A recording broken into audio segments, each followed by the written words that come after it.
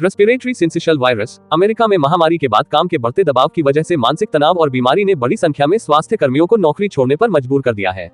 चलो क्या है रेस्पिरेटरी सिंक्राइटियल वायरस के बारे में डिटेल्स में जानते हैं, जिसे ह्यूमन रेस्पिरेटरी सिंकिटियल वायरस और ह्यूमन ऑर्थोपोन्यूमोवायरस भी कहा जाता है। एक आम संक्रामक वायरस है जो श्वसन पथ के संक्रमण का कारण बनता है। यह एक negative sense single stranded RNA virus है। अमेरिका में इन दिनों बच्चों के अस्पतालों में रेस्पिरेटरी सिंक्राइटियल वायरस के मामले तेजी से बढ़ रहे हैं और इसके बढ़ते मामलों के कारण अस्पताल में मरीजों की संख्या बढ़ी है। आरएसवी एक सामान्य वायरस है जो मुख्य रूप से सीधे संपर्क या खांसी से फैलता है।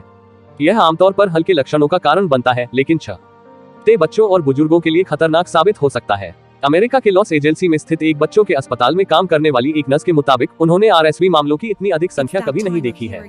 नर्स ने अल जजीरा न्यूज को बातचीत में बताया कि आरएसवी मामलों में उछाल से पहले ही स्टाफ की कमी के कारण अस्पताल का आईसीयू पहले से ही दबाव में था।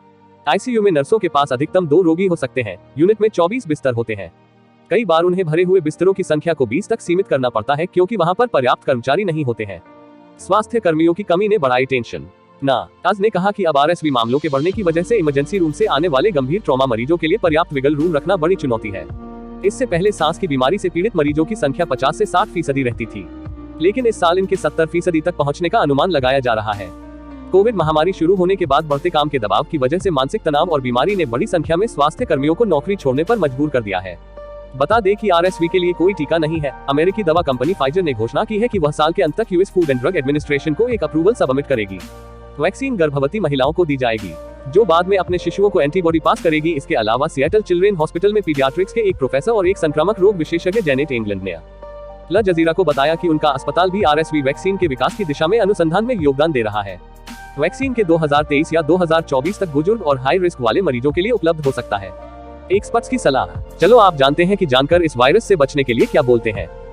आरएसवी की रोकथाम के लिए इंग्लैंड और अन्य विशेषज्ञ बीमार होने पर मास्क पहनने या घर पर रहने की सलाह देते हैं, ताकि दूसरों की सुरक्षा की जा सके और स्वास्थ्य देखभाल प्रणाली पर दबाव कम किया जा सके। इसके अलावा सलाह दी जाती है कि लोग अपने हाथ धोते रहें, बीमार महसूस होने पर सामाजिक समारोहों का स्थगित करें और मास्क पहने।